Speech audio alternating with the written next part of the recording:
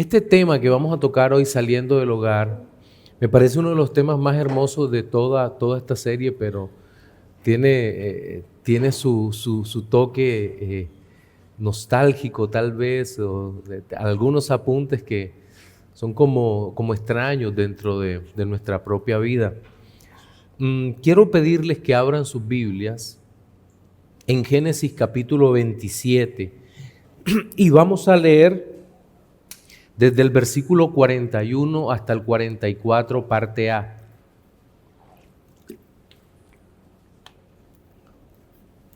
Dice la palabra del Señor: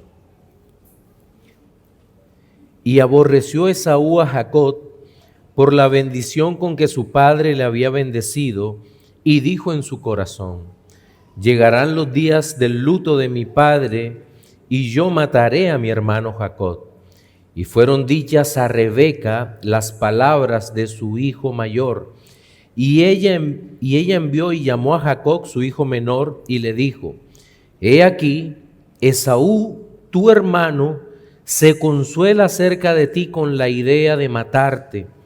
Ahora pues, hijo mío, obedece a mi voz, levántate y huye a casa de Labán mi hermano en Harán, y mora con él algunos días, hasta que el enojo de tu hermano se mitigue, hasta que se aplaque la ira de tu hermano contra ti y olvide lo que le has hecho. Yo enviaré entonces y te traeré de allá. Bien, el pasaje que acabamos de leer relata uno de los sucesos más extraños que podemos encontrar en una familia creyente en las Escrituras.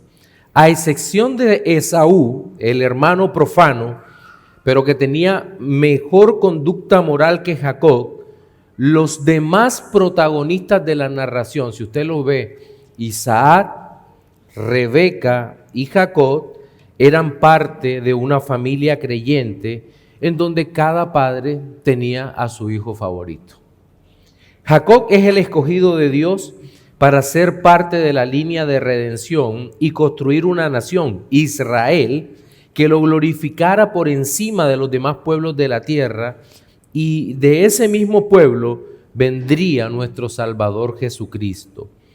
Todo este entramado divino requiere ser observado a través de los sucesos de una familia compleja, llena de defectos y pecados, que como cualquier otra, lucha por sobrevivir en un mundo hostil y lidiar con las situaciones comunes como las peleas entre hermanos. Pero después de aquella bendición prometida por Dios a Jacob y robada por él mismo a su hermano gemelo, lo que debía ser un evento pacífico de expansión gloriosa terminó siendo una huida a toda prisa hacia tierra pagana para salvar la vida, aunque su madre pensó que el asunto tal vez no era tan serio. Lo que acabamos de leer nos ayudará a comprender que todos los contextos de salida de los hijos del hogar no ocurre en un ambiente controlado, en donde cada paso piadoso conduce al siguiente, sino que por el contrario puede ocurrir que salir de casa tenga una serie de elementos dolorosos para los padres y los hijos debido al pecado en el mundo y el pecado personal. En nuestra escuela dominical de hoy vamos a reflexionar sobre el tema de los hijos cuando salen de casa, y aunque hemos estado hablando de los adolescentes, no implica necesariamente que nos vamos a enfocar en ese solo grupo por todas las implicaciones que tiene este salir de casa, por el tema de las edades, las condiciones sociales, en fin. Vamos a tratar nuestra temática en 4 encabezados, 4 puntitos, y vamos a iniciar hablando de la importancia del contexto y la crianza. Bien, hay una observación que deseo hacer. Todas estas enseñanzas tienen una base fuerte en el libro Edad de Oportunidad de Ted Tripp. Pero cuando llego a esta parte de saliendo del hogar, me pareció interesantísimo el ejemplo que usa David Treat en el capítulo que le da nombre a nuestra escuela de hoy. Se trata de un joven adolescente que está por salir hacia la universidad y su madre, con ojos llorosos, empieza a preguntarse si lo que ella hizo o ellos como padres formaron en el joven va a ser suficiente si el muchacho se va a poder enfrentar a los retos de la vida. De hecho, es una historia bastante conmovedora y tal vez muy común en los Estados Unidos, pero demasiado ceñida a su contexto.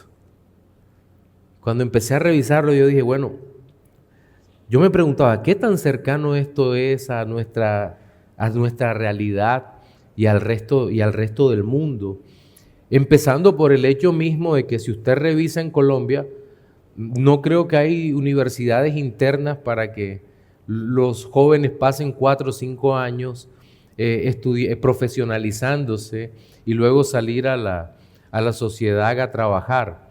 No creo que haya, excepto los seminarios católicos, donde se entrenan para sacerdotes y eso, o para profesores, en fin. Pero de resto, que yo sepa, por lo menos en nuestro país, no sé si de pronto en lugares que han trabajado mucho más eso, como en Chile o Argentina tal vez, pero decía, bueno, esto es muy del pueblo norteamericano, muy del pueblo de los Estados Unidos. Y entonces decía, bueno, creo que hay una realidad diferente que podemos citar en nuestra amada Colombia, porque un gran número de adolescentes salen por otras razones.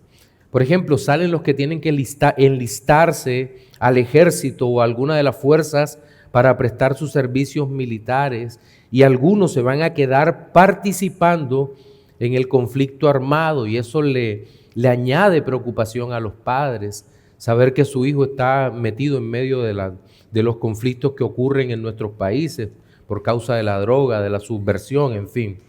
Otros van a salir a trabajar por necesidades propias del hogar, les tocará dejarlo todo y van a tratar de ayudar a sus padres en hogares donde hay que resolver situaciones diarias de la vida, de alimentación, pagar el arriendo, pagar las cuentas de la propia universidad y otras cosas. También algún adolescente que seguro ha sido bien formado en la fe, pero puede huir de su casa en busca de aventuras, siguiendo su corazón o por alguna emoción del momento, y otros tal vez tengan problemas serios de alcohol o drogas, lo que a las claras produce que tengamos que reevaluar nuestra concepción del mundo y aterricemos en realidades mucho más complejas de lo que nos pueden gustar. Pero también hay otro contexto, y es el contexto del cambio generacional. Yo cuando veía ese ejemplo decía, bueno, el ejemplo del pastor, del hermano Paul David Tripp, puede ser el contexto de los Estados Unidos de los 80, incluso de final del siglo pasado, y una parte de este tiempo, pero digamos que hay un cambio generacional grandísimo que no podemos ignorar, dado que la generación actual es diferente a la anterior y casi totalmente desconocida para los ideales que tuvieron nuestros abuelos o incluso que tuvimos nosotros, empezando por el hecho de que hay hijos adolescentes, aún en los Estados Unidos hoy en día, que no quieren salir de casa. En los Estados Unidos era frecuente que los hijos entre los 18, 19 hasta los 22 años busquen su independencia al llegar a esas edades por las razones que sea. Y los padres norteamericanos, son intencionales en eso. Ya cuando el hijo llega a esas ciertas edades, pues empiezan a poner la cosa difícil, como es tiempo de que salga. De hecho, hay un par de películas sobre eso, unas comedias donde el hombre no quiere salir de la casa y los padres hacen de todo para que se vaya. Yo creo que le faltó poner la escoba detrás de la puerta. Pero bueno, hoy en día aún entre latinos, parece que entre edades entre 25 y 35 no quieren salir, y esto ocurre en contextos familiares distintos. Nosotros los latinos somos más protectores. Nuestros hijos permanecen un poco más de tiempo con nosotros. Y digamos que la Biblia, que tiene preceptos, mandamientos y ordenanzas que son eternos, dado que vienen del Dios atemporal, nos presentan situaciones particulares. Por ejemplo, nos muestran al pueblo de Israel viviendo en una sección muy estrecha de terreno, en donde las familias vivían casi todos debajo de una carpa. Pero si queremos normalizar eso y volverlo como algo que sea, como un precepto para nuestras vidas, tenemos que decir que eso no opera, porque ellos vivían como nómadas en ese momento y tenían que estar juntos para poderse defender, y salían. Pero ya cuando pasan el tiempo y la civilización se expande, encontramos que los hijos se separan de los padres y arman casas aparte y hogares aparte. Incluso podríamos revisar a Abraham, Isaac, Jacob. Sí, vivían juntos, de seguro hasta en las mismas carpas donde el padre, el líder de la familia, vivía en una carpa grande, y en la carpita de al lado los hijos. Pero eso no ocurre en este tiempo, ¿no? Voy a armar una casa de 4 pisos para que vivan mis 4 hijos. Craso error. Entonces, no podemos idealizar esto, no, de ninguna manera. Ahora, viene el otro problema, y es la influencia del posmodernismo. En la posmodernidad no encontramos valores fijos. En nuestra sociedad actual tenemos un grupo bastante grande de jóvenes mayores que de manera peyorativa han sido llamados los adultecenses. Los adultecenses, jóvenes mayores de 30 años, que no dependen económicamente de sus padres, con relaciones amorosas formales fuera de casa, pero que aunque no tienen razones para estar en el hogar, continúan bajo el techo de la familia. Tienen todo para independizarse, pero desean permanecer allí. Y de hecho hay casos escritos y documentados donde dice que estos adultecenses le llaman algo así como los pequeños vampiros, porque vacían la alacena de los padres y se gastan todo y no colaboran con los padres, sino que están allí ahorrando, tratando de resolver su vida a costilla de los padres. No sobra decir que esta relación al interior del hogar se vuelve terriblemente destructiva para la familia. ¿Por qué? Por la invasión de espacios en donde hay choques. ¿Por qué? Porque los hijos van desarrollando un carácter propio. Mientras que digamos que los padres nos estabilizamos, los hijos están en un proceso de crecimiento y van a llegar momentos en donde hay choques. Y en esos choques es evidente que pueden herirse, pero porque son 2 formas de pensamiento diferentes. Es como si la misma historia les estuviera diciendo: hey, hay que salir del hogar. Sí. Ahora, no todos los casos son iguales y hay que evaluar situaciones particulares. Una madre sola, un padre solo, una madre, un familiar enfermo, con el cual tal vez hay que tomarlo y llevarlo, pero esas son evaluaciones muy particulares que deben hacerse a nivel familiar y a la luz de la Escritura y del amor de Cristo, pero seguramente sobre eso ya se hablará en otro momento. Pero quiero pasar al segundo punto, y es la diferencia entre el creyente y el no creyente y el peligro de la idealización. Primero hablemos sobre las obligaciones de los padres y de los hijos. En la carta a los Efesios, de los hijos creyentes y padres creyentes, en la carta a los Efesios no solo se describe en el capítulo 5 a través de una alegoría el amor de Cristo por la iglesia, sino que esa misma alegoría nos ha servido durante mucho tiempo para ilustrar un matrimonio y cómo el matrimonio debe fortalecerse, cómo se debe fortalecer la familia, sino que en el capítulo 6, allí mismo, luego que termina de hablar sobre el amor de Cristo por la iglesia, y viene el tema de los hijos. Y en el capítulo 6, versículos 1 al 4 de Efesios dice: hijos, obedeced en el Señor a vuestros padres, porque esto es justo. Honra a tu padre y a tu madre, que es el primer mandamiento con promesa para que te vaya bien y seas de larga vida sobre la tierra. Y vosotros, padres, no provoquéis a ira a vuestros hijos, sino criadlos en disciplina y amonestación del Señor. La Biblia exhorta a los hijos a ser obedientes a los padres, y es una obligación que, aunque el aspecto formal de la obediencia vaya disminuyendo con los años, porque evidentemente los niños crecen, no es el mismo niño que estamos con él en el supermercado y le decimos para que se sienta útil: ve y tráeme tal cosa mientras yo estoy aquí con el carrito de la compra con tu mamá, y va el niño, lo trae y lo mete en el carrito. Al niño, al adolescente que va creciendo, que hay que tal vez luchar un poco con él para que se levante y vaya a clases, o el adulto al cual deseamos explicarle que no se puede unir en yugo desigual con el incrédulo. Es el mismo hijo, sí, que va creciendo, pero son etapas diferentes, son escenarios diferentes. Y sí, seguimos siendo el mismo padre, pero el hijo ha pasado de niño a adolescente en una edad en la cual tenemos que ser más cuidadosos en la forma de aconsejar, como dice el libro, una oportunidad, pero la persona ha cambiado, aunque esté educado como creyente. Llama la atención la forma como se dirige, sí, a los padres, pero también a los hijos, ¿verdad? Y a los padres, ¿cómo nos dice? Padres, no provoquéis a ira a vuestros hijos, sino criarlo en disciplina y amonestación del Señor. Los padres tenemos la obligación de ser sabios en el trato con los hijos, sean creyentes o no.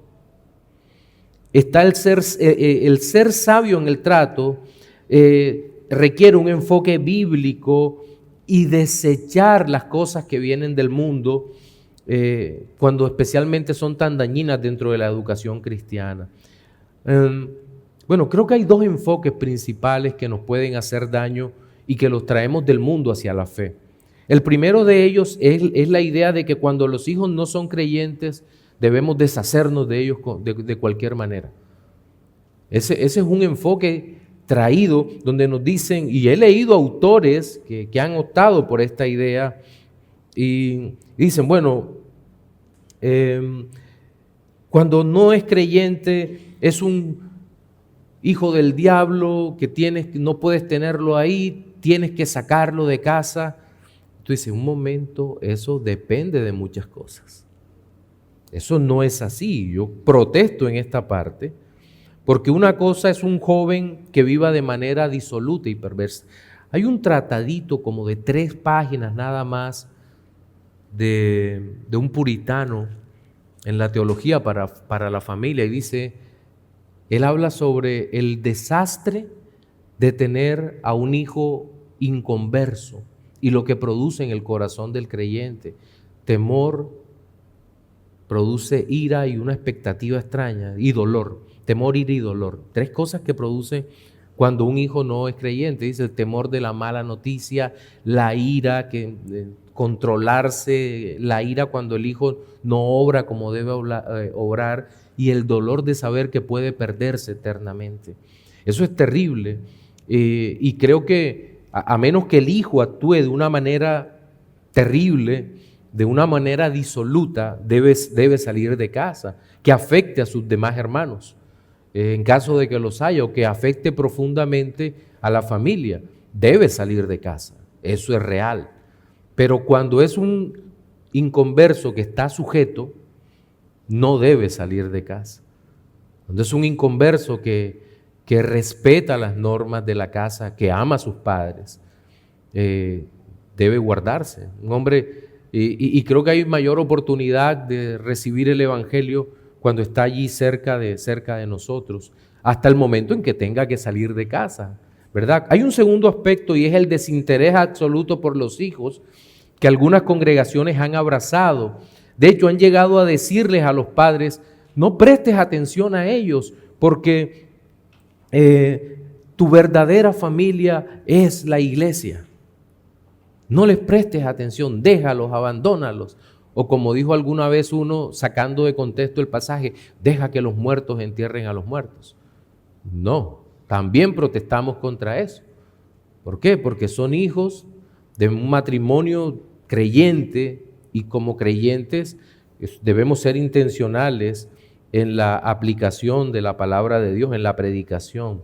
Ahora, los hijos creyentes tienen unas obligaciones que nunca cesan: obedecer a sus padres, honrarlos, y no solo es obediencia, sino que hay que amarlos, cuidarlos, escucharlos y aprovechar la sabiduría que Dios ha derramado en sus corazones, porque esto tiene una promesa de vida eterna.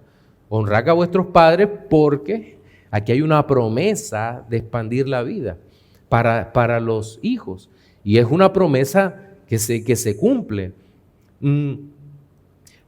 Vayamos a la Escritura y recordemos juntos un caso de un creyente que no prestó atención al consejo paterno. Hablemos de Sansón. El libro de los Jueces, no voy a decirle que lo abra, Jueces 13 hasta el 16. De todos los jueces es quien más ocupa capítulos en toda la Escritura, en todo el libro de los Jueces. Sansón, dotado de una fuerza enorme, por mucho el hombre más fuerte que ha pisado la tierra. Usted sabe lo que es cargar unas puertas tan pesadas de la ciudad, que arranca las puertas y camina más o menos 55, 60 kilómetros con las puertas estas al hombro. Esto es una hazaña irrepetible para hoy en día. Yo la llevo en carro y de pronto el carro se daña. El tema es, bueno, Sansón debía ser usado por Dios para la liberación de Israel, pero tenía la conducta de un pagano. Algunos han llegado a decir que Sansón estaba obligado por el decreto de Dios a vivir impíamente. Miren, esta afirmación, al que la hace, al que haga una afirmación de esta, está obligado por el decreto de Dios a actuar impíamente, hace a Dios autor del mal. Esto no es una observación calvinista, ni siquiera hipercalvinista, ni arminiana. Es una afirmación hereje. El decreto de Dios no obliga a nadie, porque Dios no es el autor del pecado, ni el autor del mal.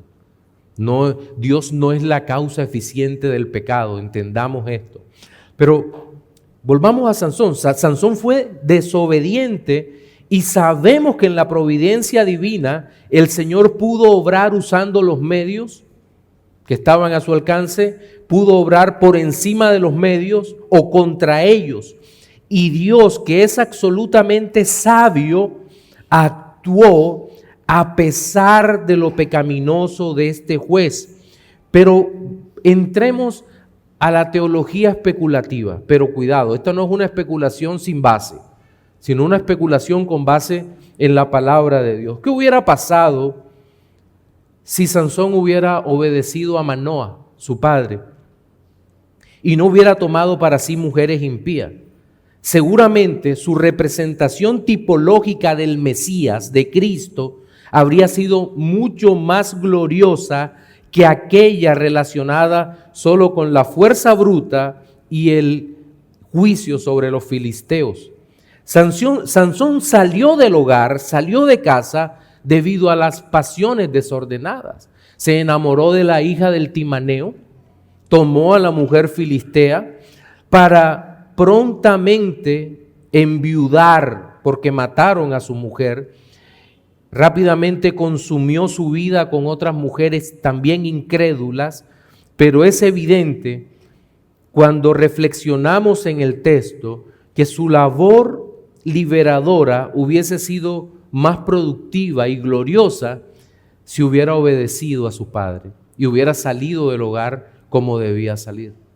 ¿Cuánto duró el gobierno de Sansón, ese juicio? 20 años sobre Israel. Es lo que más o menos se calcula. Ahora, pero podemos contrastar, bueno, a pesar de todo, Sansón era un creyente. Hebreos 11 lo pone en la lista de los héroes de la fe. Pero podemos contrastar a Sansón y a los creyentes en general, a pesar de su pecado, con la formación del mundo, con los no creyentes y la preparación para sacarlos de casa. Hay un contraste enorme, y es que lo que voy a decir puede sonar fuerte, pero lo digo desde la perspectiva de lo eterno, de lo que dice el Dios eterno. Toda la formación de los hijos que el mundo sin Cristo hace, ya fracasó. Ya fracasó. Una familia puede procurar todo el bien terrenal para los hijos, proveer para el crecimiento personal, familiar y ético, y eso está bien.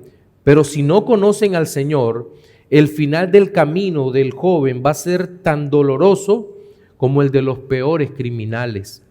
Y aunque muchos jóvenes puedan tener mejores herramientas para vivir en la sociedad actual irredenta y vacía y condiciones de vida buenas, solo Cristo da la felicidad verdadera al joven. Solo Cristo da el gozo verdadero por el Espíritu Santo de Dios. Y solo el Hijo de Dios, el joven de Dios, va a estar mejor preparado para la vida cuando salga del hogar. Pero seguramente ustedes están diciendo, bueno, pastor, pero ¿algún consejo que sirva? Hemos escuchado esto y ha tenido cuestionamientos y reflexiones, pero ¿qué consejo puede darnos en esto? Bien, hay seis consejos que los he tomado del libro de Paul David Tripp, los he extraído. Él habla sobre la madurez. Son 6 apuntes que los toma de Colosenses 1, del 9 al 14. Voy a leer rápidamente el pasaje. Colosenses 1, del 9 al 14 dice: por lo cual también nosotros, desde el día que lo oímos, no cesamos de orar por vosotros y de pedir de que sean llenos del conocimiento de su voluntad en toda sabiduría e inteligencia espiritual, para que andéis como es digno del Señor, agradándole en todo, llevando fruto en toda buena obra y creciendo en el conocimiento de Dios, fortalecidos con todo poder, conforme a la potencia de su gloria, para toda paciencia y longanimidad, con gozo, dando gracias al Padre que nos hizo aptos para participar de la herencia de los santos en luz, el cual nos ha librado de la potestad de las tinieblas y trasladado al reino de su amado Hijo, en quien tenemos redención por su sangre, el perdón de pecados. Estamos obligados a evaluar a nuestros jóvenes, mirar cómo van a salir del hogar. Los 6 aspectos tomados de aquí. Primero, sensibilidad a la voluntad revelada de Dios. La madurez comienza cuando un joven deja de vivir por impulsos y empieza a buscar a Dios, quiere entender a Dios. No es un conocimiento meramente intelectual, sino una sabiduría espiritual que le permite aplicar la verdad de Dios en las decisiones cotidianas de su vida, carrera, amistades, finanzas. Que el adolescente deje de vivir para sí y amplíe su felicidad en alguien más grande, en Dios. Va a entender que es mejor vivir para Dios que vivir para Él. Segundo, una vida piadosa y funcional. El adolescente debe tener una piedad verdadera. ¿Quiere agradar a sus padres o rebelarse contra ellos cuando los padres son creyentes? ¿O tener como motivación principal el agrado a Dios? Su conducta externa no es para evitar castigos o rechazos, sino interna para honrar a su Creador en todo lo que hace. Este es un apunte personal, debemos evitar el fariseísmo en el joven, enseñarlo a evaluarse a la luz de la palabra de Dios. Tercero, crecimiento espiritual progresivo, es decir, que lleve fruto en toda buena obra. El autor dice: veremos cómo la fortaleza reemplaza la debilidad, veremos la sabiduría reemplazando a la necedad, veremos el valor que da la fe reemplazando la duda y el temor, veremos la gratitud reemplazando al egoísmo y descontento, y veremos al temor del Señor reemplazando la esclavitud a las opiniones y aceptación de los coetáneos. La madurez se manifiesta en dar frutos. Trick dice que el joven debe ser útil para el reino de Dios. Y nosotros lo sabemos, que si no vivimos para Dios, somos verdaderamente inútiles. Pero también habla de la perseverancia como una señal de que el joven puede salir de casa. La madurez no es algo así como ya llegó, sino hambre creciente. El joven tiene la necesidad de crecer. De nuevo, Tripp dice, no renuncian los jóvenes cuando sus responsabilidades se ponen duras y culpan a otros por sus faltas. Esto es lo que hace un joven maduro y que puede salir de casa, que puede asumir la rienda de una responsabilidad mayor. Un aprecio por la gracia. También el autor resalta que la madurez significa no dar por sentado lo que merece ser altamente apreciado. Es decir, el joven entiende, cuando es maduro, que todo lo que tiene es por pura gracia del Señor. Sí, el problema que noto tal vez en una parte importante de nuestra sociedad actual es que el joven cree que merece todo. Ese es un grave problema. ¿Por qué no me das esto? El otro tiene, ¿por qué yo no tengo? Es una comparación frecuente. Y creo que a nosotros como padres nos toca decirle, no, momento, lo que tienes es por gracia. Lo que tenemos como familia es por pura gracia. Así que tienes que reevaluar esto. Y es bueno cuando el joven lo hace. Y finalmente, dice Trick que debe desarrollar una conciencia del reino. Fuimos trasladados del reino de las tinieblas a la luz admirable de Cristo. A la luz admirable de Cristo. Entonces, dice Trick, Pablo termina la descripción de la madurez con un principio importante. Cristo nos libró del reino de las tinieblas no para que vivamos para nosotros mismos como si fuéramos reyes, sino para que vivamos para el Señor. Entendemos por la Biblia que el Señor nos ha comprado. Usted entiende esto, ¿verdad? Dios lo compró. Y si nos compró, ¿qué significa? Que somos de Él. El joven tiene que entender esto. Ya no soy esclavo del pecado, sí, pero entiende, sigue siendo esclavo, pero ahora de Cristo. Ahora, no hay mayor libertad que esa. No hay mayor libertad que ser esclavo de Cristo. Eso es lo que tenemos. Pero tenemos que comprenderlo. Somos esclavos de Él para su gloria. Pero hasta aquí los 6 consejos que da Tripp, pero permítanme un par de consejos más, 3 consejos más. Primero, la confianza en la obra de Cristo. Y esto puede ser pasivo. Y es que nosotros tenemos que dejar de confiar en que el resultado positivo en la vida de nuestros jóvenes depende de nosotros. No depende de nosotros. Nosotros formamos y abrazamos el camino de la redención en Cristo porque Dios nos los ha dado. Pero con relación a la redención de nuestros hijos, su crecimiento espiritual, amados hermanos, todo esto depende del Señor. ¿Qué hacemos nosotros cuando están pequeños? Seguramente nos echamos en la cama con ellos, los abrazamos, les contamos historias, los ilustramos, los hacemos reír con todo esto, pero cuando van creciendo ya aparece el catecismo menor, entonces vamos siendo más fuertes ahí, el catecismo menor para ellos, pregunta tal, pero luego ya no, sino que los integramos en un discipulado y les enseñamos, ya hacen parte del discipulado que tal vez de toda la familia, les enseñamos tal vez la confesión Bautista de Londres de 1689 o el Catecismo de Heidelberg, cualquiera de estos, y va creciendo. Pero a pesar de todos estos buenos materiales, nuestra confianza es que Cristo los alcance. Es lo único que podemos hacer. Y es que contrario a nuestra debilidad y poco poder, el Señor sí los salva. El Señor envía su Espíritu para llamarlos a los que han sido escogidos Y si son llamados por Dios, si son escogidos por Dios, en su tiempo los llamará y ellos van a proceder en arrepentimiento y fe a los pies de Cristo. Y yo quiero que usted piense esto, mi amado hermano. ¿Quién ama más a sus hijos, usted o el Señor? El Señor. Y pongamos nuevamente un ejemplo bíblico antiguo. ¿Quién amaba más a Isaac, hijo de Abraham? ¿Abraham o el Señor? El Señor. Entonces,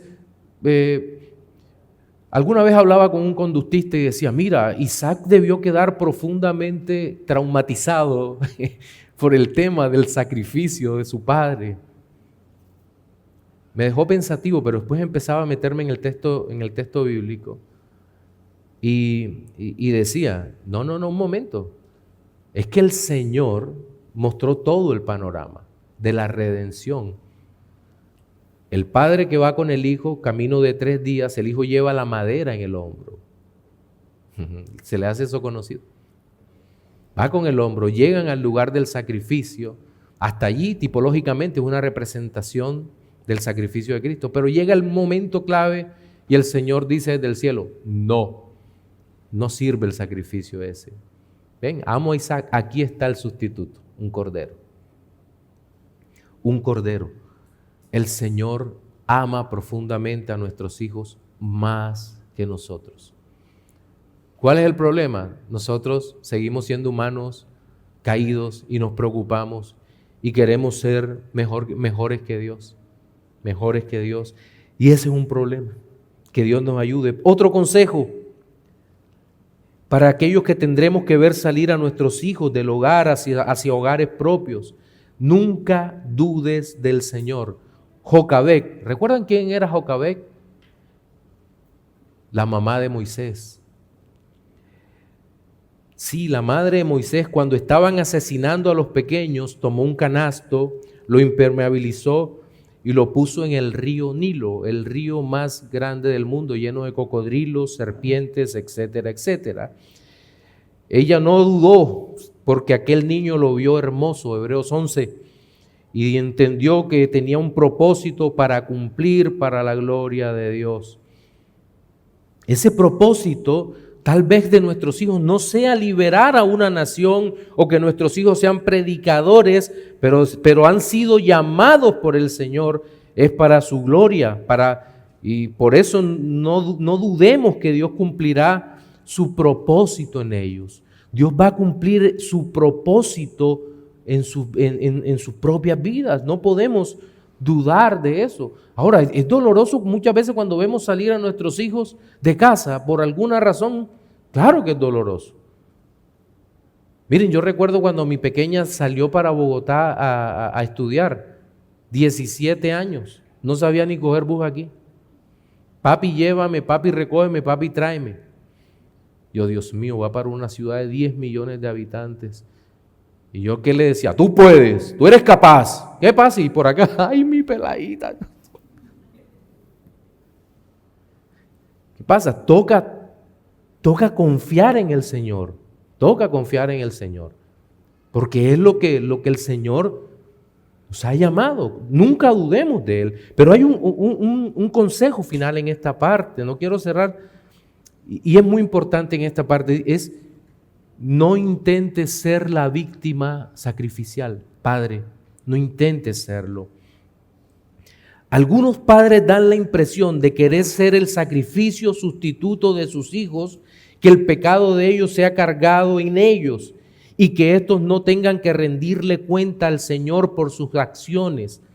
Lo cierto es que los adolescentes, sean mayores o menores o hijos mayores, al igual que cualquier otro ser humano, tiene que presentarse delante de Dios para rendir cuentas por sus actos. Tú, padre, madre, no puedes rendir cuentas por tus hijos. Le toca a Él. Eclesiastés 11:9 dice: alégrate, joven, en tu juventud, y tome placer tu corazón en los días de tu adolescencia, y anda en los caminos de tu corazón y en la vista de tus ojos, pero sabe que sobre todas estas cosas te juzgará Dios.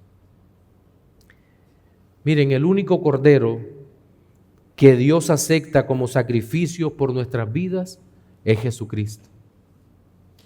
Pero el único cordero que Dios acepta por la vida de nuestros hijos es Jesucristo. Y solo Él. Y tenemos que llevar a nuestros hijos a que puedan confiar por la fe en Cristo. El Señor los hará creer, si es su voluntad, por su espíritu. Y damos gracias a Dios por los hijos que son maravillosos. Pero recuerde estos consejos, mis hermanos. Necesitamos entender esto. Finalmente, en nuestro cuarto y último punto, debemos decir que la seguridad y confianza que el Señor da a los padres cristianos es puesta por Él. El Señor obrará primero por encima de nuestra capacidad.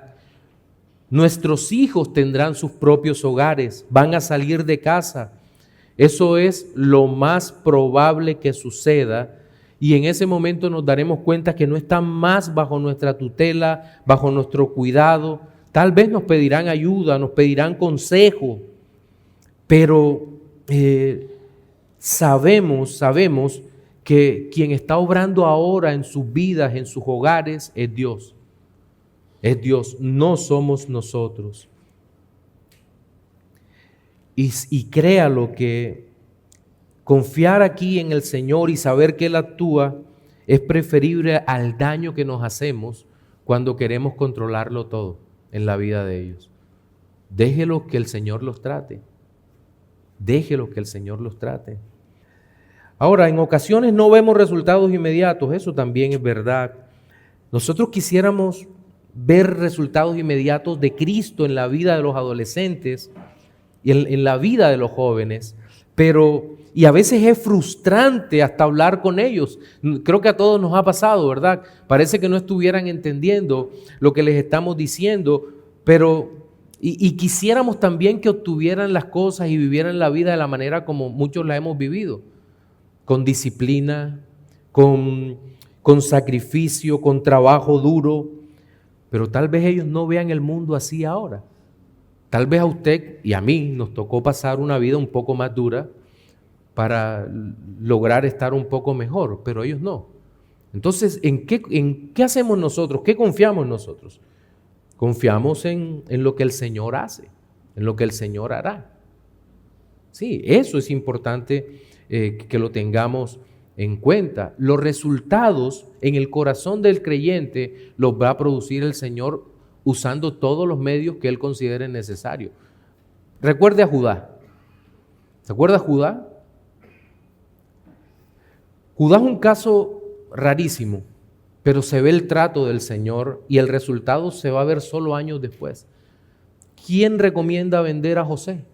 Judá. Vendámoslo. Pero eso no se queda así. Judá sale de la casa de su padre. Pierde a su mujer y a sus dos hijos, y Onán. Pierde. A Dios lo mata porque era malo. Y a Onán también. Malo. Toda su vida se vuelve un desastre. Y termina teniendo dos hijos gemelos con la que iba a ser su nuera, con Tamar, Fares y Zera. Dos hijos tienen allí.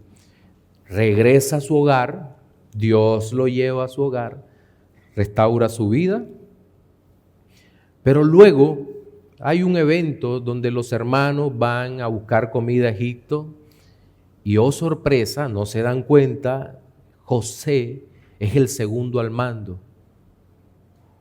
José. Y en esos ires y venires toma a Benjamín probándolos y aquel hombre se ofrece como mediador, como quedarse en lugar de su hermano. Yo me quedo por Benjamín con una mansedumbre distinta. Dios lo ha tratado. ¿Hubo resultado en su vida? Todo el resultado.